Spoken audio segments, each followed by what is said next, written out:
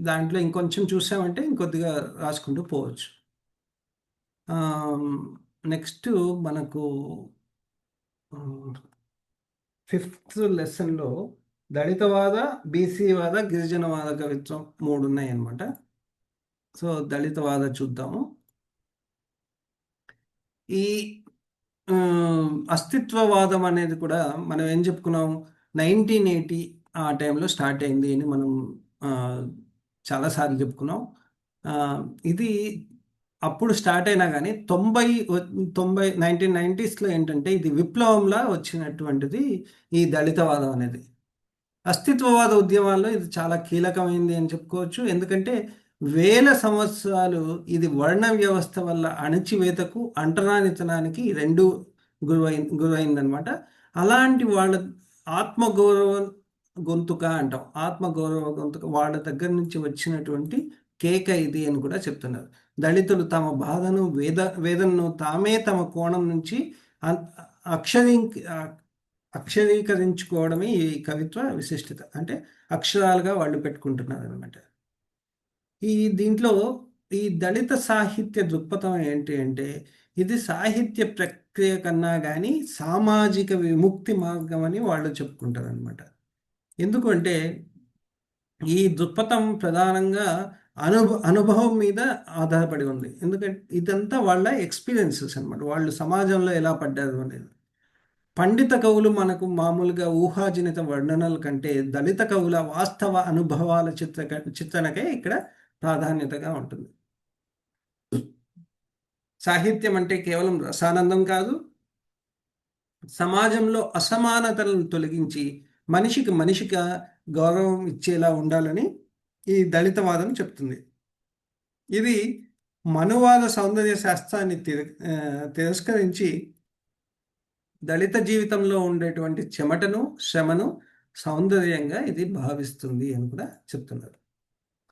దీంట్లో what are the basic principles అని చూసామంటే, మౌలిక భావనలు అంటాం కదా. ఆ, కొన్ని ప్రాథమిక సూత్రాలు ఉన్నాయి, చారిత్రక పరిణామాలు ఉన్నాయి. ఆ, దాంట్లో మొదటగా ఏంటంటే దళిత చైతన్యం, సంస్కరణ, అభ్యుదయ, విప్లవ కవిత్వం, దళిత చైతన్యం అనేది చూస్తే, ఇది దళిత చైతన్యం అనేది అకస్మాత్తుగా రాలేదు అని చెప్పాము. ఎందుకంటే ముందు సంస్కరణ యుగంలో కందుకూరి, గురజాడ లాంటి వాళ్ళు అంటరానితనంపై వాళ్ళు చెప్పారు. ఈ దాంతోపాటు అది సానుభూతితో కూడినటువంటిది వాళ్ళు చెప్పిందనమాట. అదే నెక్స్ట్ సంస్కరణ నుంచి అభ్యుదయ, విప్లవ యుగంకి వచ్చామంటే శ్రీశ్రీ లాంటి వాళ్ళు శ్రామిక వర్గం గురించి మాట్లాడినా కానీ కుల సమస్య పెద్దగా వాళ్ళు మాట్లాడలేదు. దాంట్లో వర్గ పోరాటం ఎక్కువగా ఉండింది. సో వాళ్ళ వాళ్ళ ఉద్దేశం ఏంటంటే శ్రీశ్రీ లాంటి విప్లవ కవులు, అభ్యుదయ కవులు అంతా ఈ వర్గ పోరాటంలోనే కుల వివక్ష కూడా కలిసిపోయిందని వాళ్ళు దీన్ని సపరేట్గా చెప్పలేదన్నమాట. దాని తర్వాత దళిత చైతన్యం 1980 తర్వాత కవుల దృక్పథం అనేది మారింది. వర్గం అంటే కులమే దళితుల్ని వెలివేస్తుందని గుర్తించి అంబేద్కరిజం పునాదిగా ప్రత్యేక దళిత సాహిత్యం అనేది బయటకు వచ్చిందనమాట. దాంట్లో మళ్ళీ మాదిగ సాహిత్యము, దళిత స్త్రీవాదము, దళిత క్రైస్తవము అలా మూడు ఇంకా ఉంటాయి. మాదిగ చైతన్యం చూస్తే దళిత సాహిత్యంలోనే విత్ ఇన్ దట్ అంతర్గతంగా వచ్చినటువంటి విప్లవం మాదిగ చైతన్యం అనమాట. 1990స్లో వచ్చినటువంటి మాదిగ దండోరా ఉద్యమం సాహిత్యాన్ని తీవ్రంగా ప్రభావితం చేసింది. దళితుల్లో అంతర్గత అసమానతలు, రిజర్వేషన్ల వర్గీకరణ, ఇవన్నిటి మీద కవులు రాశారు. దళిత సాహిత్యం అంటే కేవలం ఒక వర్గాన్ని కాదు, మాదిగ జీవితాల్లో విలక్షణమైనటువంటి సంస్కృతి, డప్పు, తోలు వృత్తుల ప్రభావాన్ని కవిత్వంలోకి వాళ్ళు తీసుకొని వచ్చారు. నాగప్ప గారి, సుందరరాజు వంటి వారు ఈ చైతన్యానికి ప్రతినిధులుగా నిలిచారు అని మనం చెప్పుకోవచ్చు. అలానే దళిత స్త్రీవాదం చూసామంటే, స్త్రీవాదం అంటే కేవలం అగ్రవర్ణ స్త్రీల సమస్యలు కాదు, దళిత స్త్రీల కుల వివక్ష మరియు లింగ వివక్ష అని రెండు కత్తుల మధ్య నలిగిపోతున్నారని వాళ్ళు చెప్పారు. అంటే బోత్ కుల వివక్ష ఉంది వాళ్ళ మీద, అలానే జెండర్ బయాస్ కూడా ఉందన్నమాట. చెల్లపల్లి స్వరూపరాణి వంటి కవిత్రులు దళిత స్త్రీల వేదనను, వారి లైంగిక వేధింపులను పని ప్రదేశాల్లో వివక్షను శక్తివంతంగా చిత్రీకరించారనమాట. అంటే ఆ, వాళ్ళ వేదన, లైంగిక వేధింపులు, అలానే వర్క్ అట్మాస్ఫియర్ అన్నమాట. దాంట్లో కూడా వివక్ష. ఆ, ఒకటి ఉదాహరణగా ఏంటంటే, నా నుదుటి మీద కులపు ముద్ర, నా ఒంటి మీద పురుషాధిక్యపు గాయం అని రాశారు ఆవిడ. అలానే దళిత క్రైస్తవ చైతన్యం చూసామంటే, ఈ కుల వివక్ష అనేది ఎక్కువయ్యేసరికి వాళ్ళు దీని నుంచి తప్పుకునేందుకు చాలామంది దళితులు క్రైస్తవ మతంలోకి మారారు. కానీ మతం మారినా కానీ కులం వారిని వదలలేదు అని చెప్పుకుంటున్నారు. ఎందుకంటే చర్చిల్లో కూడా వివక్ష, సమాజంలో వారి పట్ల ఉన్న చిన్న చూపు ఈ కవిత్వంలో కనిపిస్తుంది.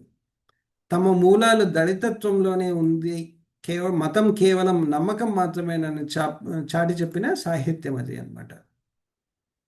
సో అప్పుడేంటంటే దాంతోపాటు వాళ్ళ మీద జరుగుతున్న దాడుల మీద నిరసన కవిత్వం కూడా కొంచెం వచ్చిందనమాట. అది ఎందుకంటే సామాజికంగాను భౌతికంగాను జరిగే దాడులకు వ్యతిరేకంగా వచ్చిన సాహిత్యమే నిరసన కవిత్వం. ఇది ఆవేదన, ముందంతా ఆవేదనగా ఉన్న కవిత్వం కాస్త ఇది ఆక్రోశంగా మారింది అని చెప్తున్నారు. ఎందుకు అంటే దాంట్లో ఒకటి లక్ష్మీపేట ఆ, ఘటన. దీంట్లో ఏంటంటే శ్రీకాకుళం జిల్లాలో 2012లో భూమి కోసం పోరాడుతున్నటువంటి దళితులపై పాశవిక దాడులు సాహిత్యంలో వచ్చాయన్నమాట. అక్కడ జరిగినటువంటి వాళ్ళ మీద చేసినటువంటి దాడులు దీంట్లో అంతా వచ్చాయి. మట్టి కోసం దళితులు చేసినటువంటి త్యాగాలు, పాఠకుల ఉదాసీనతను కవులు తీవ్రంగా నిరసించారు. ఒకటి ఈ నిరసన కవిత్వం ఎందుకు వచ్చిందంటే దాడులతో వచ్చింది. అది కూడా లక్ష్మీపేట ఒకటి. రెండవది రోహిత్ వేముల, ఇక్కడ మన దగ్గర సెంట్రల్ యూనివర్సిటీలో జరిగింది. ఆయన రోహిత్ వేముల ఆత్మహత్య అది సామాజిక హత్యగా అది భావించారు. ఆధునిక దళిత సాహిత్యంలో ఇది ఒక మహా విస్ఫోటనం లాంటిది. ఎందుకంటే నా పుట్టుక ఒక ప్రమాదం అని ఆయన రాసినటువంటి చివరి లేఖ వేలాది మంది కవుల కళానికి పదును పెట్టింది. ఉన్నత విద్యా సంస్థల్లో దళితులు ఎదుర్కొంటున్న అభద్రతా భావాన్ని అది ఎత్తి చూపింది అని చెప్పుకోవచ్చు. ఇంకా వాళ్ళ ఆహార సంస్కృతిపై కూడా చాలా దాడులు వచ్చాయన్నమాట. ఎందుకంటే బీఫ్ తినడం అనేది ఒక పెద్ద ఇష్యూగా మారింది. ఇప్పటికి కూడా అది ఉంది. అంటే మనిషి ఆహారం అనేది మనిషి హక్కు అని, ఒక ఆహారాన్ని అపవిత్రంగా భావించడం అనేది సాంస్కృతిక అణచివేత అని వాళ్ళు అనుకున్నారు. ఈ ఉస్మానియా యూనివర్సిటీలో జరిగినటువంటి బీఫ్ ఫెస్టివల్ లాంటివి ఇలాంటివన్నీ కూడా చాలా గొడవలకు, దాడులకు కూడా దారితీసిందన్నమాట. సతీష్ చంద్ర పంచమ వేదం అనే దాంట్లో ఆయన ఏం రాశారంటే, అక్షరం నా ఆయుధం, నేను ఏకలవ్యుడి వారసుడిని, నా వేలిని తానే నరుక్కున్న ఏకలవ్యుడి వారసుడిని అని చెప్పి ఆయన పంచమ వేదం అంటేనే ఆటోమేటిక్గా పంచములు అని వాళ్ళనే అంటారు కదా, అలా అనమాట. నెక్స్ట్ నాగేష్ బాబు ఏం రాస్తారంటే, దాడులపై నిరసనగా రాస్తూ, మీరు ఊరంతటికి ఒకే ఆకాశం అంటారు, కానీ మా గ్లాసులు ఎందుకు వేరుగా ఉన్నాయి? మీ నాగరికత మా రక్తం మీద కట్టిన మేడ అని అన్నదన్నమాట. అంటే ఊరంతా ఒకే ఆకాశం. అది ఒక చాలా పాటలు కూడా ఉన్నాయి కదా, నిండాలు రాజు నిద్రించు నిద్ర ఒకటే, చిండాలుడుండేటి సరిభూమి ఒకటే అని చెప్పి తందనాన అదే అదే దాంట్లో ఒకటి ఉంది. మళ్ళీ రుద్రవీణ సినిమాలో కూడా అందరికీ వచ్చేటువంటి వెన్నెల ఒకటే, అందరికీ వచ్చే గాలి ఒకటే అని చెప్పి అలాంటివన్నీ కూడా చాలా పాటలు, సాహిత్యం ఇలాంటి వాటి మీద ఉన్నాయి. సో ఇక్కడ కూడా అది చెప్తున్నాను అనమాట. పైటి తిరేష్ బాబు అని ఆయన ఏం రాస్తారంటే, నీ మెడల వెనుక చీకటి వాడల్లో నా నెత్తురు దీపమే వెలుగుతోంది, వారసత్వంగా మాకు వచ్చింది వట్టి చేతులు కావు, నిప్పు కణికలు అని ఆయన చెప్పారనమాట. అలానే రోహిత్ వేముల మీద నక్షత్రాల వైపు ఎగిరిపోయిన నీ కలలకు దేశం వెలివేసిన శిక్షలే సాక్ష్యం, నీ మరణం నిశ్శబ్దం కాదు, అది ఒక యుద్ధ గర్జన అని చెప్పి ఒక కవి రోహిత్ వేముల గురించి, ఆయన చనిపోవడం గురించి చెప్పారు. అలానే ఆహారం గురించి చెప్తూ నా నా తిండిని నువ్వు మతంతో కొలవకు, నా కష్టాన్ని నువ్వు కులంతో పిలవకు, నా ఆకలి నా అస్తిత్వం అని ఇంకొకరు చెప్పారు అనమాట. సో మనం ఇలా చూసామంటే దళితవాద కవిత్వం తెలుగు సాహిత్యాన్ని పండితుల కోటల నుంచి సామాన్యుడి వాడల్లోకి తీసుకొని వచ్చింది. లక్ష్మీపేట నుంచి రోహిత్ వేముల వరకు జరిగిన ప్రతి ఘటన దళిత సాహిత్యాన్ని మరింత పదును పెట్టింది. ఇది కేవలం కవిత్వం మాత్రమే కాదు, సాహిత్యానికి విముక్తి, సామాజిక విముక్తి పోరాటం అని కూడా మనం చెప్పుకోవచ్చు. దీంట్లో సామాజిక న్యాయము మరియు కులరహిత సమాజ స్థాపన దీని అంతిమ లక్ష్యం అని మనము చెప్పుకోవచ్చు. ఇది దళితవాద కవిత్వం గురించి అండి. దిగంబర కవిత్వం, అభ్యుదయ కవిత్వం అయిపోయింది. గిరిజనవాద కవిత్వం, బీసీ కవిత్వం ఉంది, సారీ, బీసీ తర్వాత గిరిజనవాద కవిత్వం. ఈ బీసీ వాద కవిత్వం కుల కవిత్వం కింద ఇది కూడా వస్తుంది. ఇదేంటంటే ఈ కులాల్లో వచ్చినటువంటి అస్తిత్వవాదంలో బీసీవాద కవిత్వం అనేది కూడా మనం చెప్పుకోవచ్చు. ఇవన్నీ ఈ బీసీ కులాలు ఎన్నో శతాబ్దాలుగా ఉత్పత్తి కులాలుగా ఉన్నాయి. అంటే ఈ ఉత్పత్తి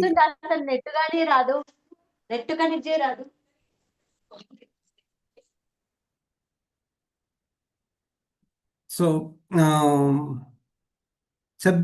ఇది శతాబ్దాలుగా ఉత్పత్తి కులాలుగా ఉండి కూడా సామాజికంగాను రాజకీయంగాను విద్యాపరంగాను వెనుకబడినటువంటి వర్గాల యొక్క ఆవేదన, ఆక్రోశం మరియు ఆత్మగౌరవం ఇవన్నీ కూడా ఈ సాహిత్యంలో కనిపిస్తుంది.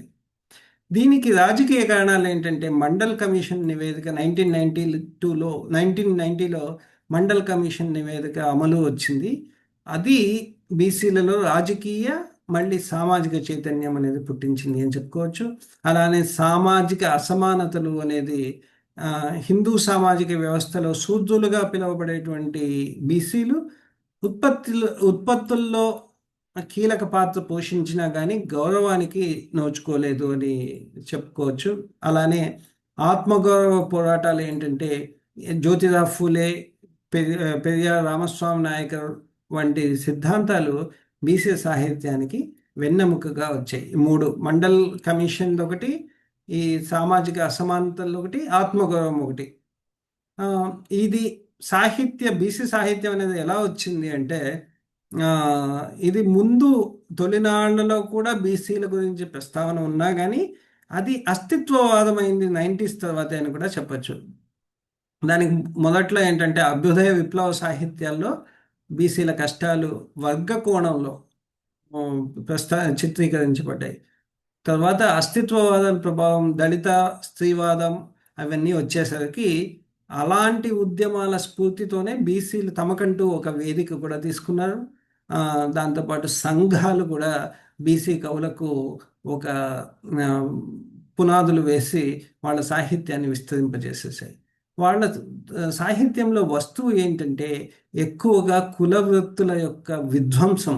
అంటే ఈ ఆర్థిక విధానాలు, గ్లోబలైజేషన్, ఈ మెకనైజేషన్ అవన్నీ కూడా వాళ్ళ కుల వృత్తుల్లో ఎలా దెబ్బతింటున్నాయి అని చెప్పడం, అలానే వాళ్ళ అవమానం, అణచివేత, సంఘంలో ఉన్నటువంటి చిన్న చూపు, సాంస్కృతికంగా వాళ్ళ పండగలు, జానపద కళారూపాలను గౌరవంగా చిత్రీకరించాలని కోరుకోవడం, దాంతోపాటు రాజకీయ వాటా, జనాభా నిష్పత్తి ప్రకారం అధికారం కావాలి అనేది కోరడం, ఇవన్నీ దాని లక్షణాలు అన్నమాట.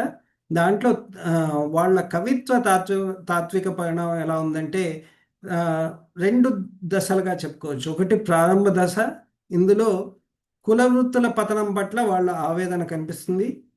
గ్రామీణ వ్యవస్థలో కనుమరుగవుతున్నటువంటి వృత్తుల పట్ల కవులు కన్నీరు పెట్టారు. అలానే వాళ్ళు చేసేటువంటి శ్రమకు తగిన గుర్తింపు లేదని చెప్పారు. రెండవ దశ చైతన్య దశ. ఒకటి ప్రారంభము, ఒకటి అక్కడ ఆవేదన మాత్రమే కనిపిస్తుంది, ఇక్కడ ఆక్రోశం, చైతన్యం ఇదంతా కనిపిస్తుంది. దీంట్లో ఆత్మగౌరవం వైపు పయనించిన దశ ఇది. వీళ్ళు కేవలం బాధితులు మాత్రమే కాదు, ఈ దేశ సంస్కృతికి వారసులు అని ప్రకటించుకున్నారు. ఈ జ్యోతిరావు ఫూలే సిద్ధాంత నేపథ్యంలో సామాజిక న్యాయము, అధికార సాధన వైపు వీళ్ళ కవిత్వం అటువైపు వెళ్ళిందనమాట. దాని కవిత్వ లక్షణాలు ఏంటంటే, ఒకటి శ్రమ సౌందర్యం, అంటే కాయకష్టం చేసే చేతుల గొప్పతనాన్ని కీర్తించడం. అలానే వాళ్ళ వాడేటువంటి పదజాలం, అంటే మగ్గము, సాన, కొలిమి ఇలాంటివన్నీ ఎక్కువగా భాష వాడడం. నేరుగా మాట్లాడడం, అంటే ఈ అలంకారాలు పోలికలు కాకుండా అనుభవాన్ని సూటిగా చెప్పడమే వీళ్ళ ఆ, కవిత్వంలో ఎక్కువ పాలు కనిపిస్తుంది. దాంతోపాటు ధిక్కార స్వరంతో, అంటే అగ్రవర్ణ ఆధిపత్యాన్ని ప్రశ్నించే గొంతుక కూడా దీంట్లో కనిపిస్తుంది. దీంట్లో ముఖ్యమైనటువంటి బీసీ కవులు వాళ్ళ రచనలు చూసుకున్నామంటే, ప్రొఫెసర్ కాసిం గారు తమ కవిత్వంలో ఆ, వెనుకబడిన తరగతుల ఆవేదనను బలంగా వినిపించారు. అలానే బొమ్మలమ్మ లాంటి కవితలతో సిద్ధార్థ గారు వృత్తి జీవనాన్ని చిత్రీకరించారు. నందిని సిద్ధారెడ్డి గారు తెలంగాణ గ్రామీణ జీవితాన్ని, బీసీల కష్టాలను చెప్పారు. అలానే గుడిపాటి సుంకిరెడ్డి నారాయణ రెడ్డి లాంటి వాళ్ళు ఈ వాద వ్యాప్తికి కృషి చేశారు. సో బీసీ అస్తిత్వవాదం వచ్చేసరికి కవిత్వమే కాకుండా కథా సాహిత్యం కూడా వచ్చింది. దీంట్లో కుల వృత్తుల మధ్య ఉన్న సంబంధాలు, వాటిలో సంక్లిష్టతలు కథలుగా వచ్చాయి. అలానే వాళ్ళ అంతర్గత సమస్యలు కూడా ఈ కథలు చర్చించాయి. ముఖ్యంగా గ్రామీణ ప్రాంతాల్లో ఉండేటువంటి పేదరికము, చదువుల వల్ల వస్తున్నటువంటి మార్పులు వీళ్ళు చిత్రీకరించారు. సో అందువల్ల మనం చూసుకున్నామంటే, ఈ బీసీవాద సాహిత్యం అనేది కేవలం ఒక కుల సాహిత్యం కాదు, సామాజిక న్యాయవాదము, ఉత్పత్తి కులాల శ్రమకు విలువనిస్తూ ఆత్మగౌరవంతో జీవించే హక్కును చాటి చెప్పే గొప్ప సాహిత్య ప్రక్రియ ఈ బీసీవాద సాహిత్యం అని చెప్పుకోవచ్చు. ఇది తెలుగు సాహిత్య చరిత్రలో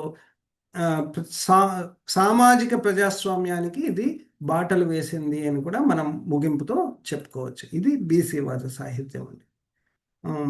చివరిగా మనకు గిరిజనవాద సాహిత్యం ఉంటుంది. దీంట్లో ఏంటంటే, ఈ గిరిజనవాదము అంటేనే మనం ఏంటి, రెండు రకాల మనుషులు ఉంటారు. ఒకరు కొండల్లో ఉండేవాళ్ళు, ఇంకొకరు మైదానంలో ఉండేవాళ్ళు. సో ఇది ఈ సాహిత్యం ఎక్కువగా అడవి బిడ్డల అస్తిత్వ పోరాటం నుంచి పుట్టింది. వీళ్ళంతా కూడా అడవి బిడ్డలుగా వాళ్ళు చెప్పుకుంటారు. దాంతోపాటు వలస పాలన నుంచి నేటి ప్రపంచీకరణ వరకు వీళ్ళు తమ భూమి, సంస్కృతి మరియు జీవనోపాధి కోసం చేస్తున్న పోరాటాలే దీనికి నేపథ్యంగా కూడా మనం చెప్పుకోవచ్చు. బాహ్య ప్రపంచం నుంచి వస్తున్నటువంటి ఒత్తిళ్ళు, అడవిపైన వాళ్ళకు ఉన్నటువంటి హక్కులన్నీ పోవడం, ఇలాంటివన్నీ ఈ వాదానికి బలపరిచాయి అని కూడా చెప్పుకోవచ్చు. ఈ సాహిత్యం ఎలా పుట్టింది అంటే, మొదట వాళ్ళంతకు వాళ్ళు చెప్పుకోలేదు. ఇది బయట కవులు వాళ్ళ సహానుభూతితో గిరిజనుల గురించి కవిత్వం రాశారు. కానీ 1990s తర్వాత గిరిజన మేధావులు, కవులు వాళ్ళ సొంత గొంతుకతో సాహిత్యాన్ని అనేది స్టార్ట్ చేశారు. ఇది సానుభూతి సాహిత్యం నుంచి స్వయం ప్రకటిత అస్తిత్వ సాహిత్యంగా అది వచ్చింది అని చెప్పుకోవచ్చు.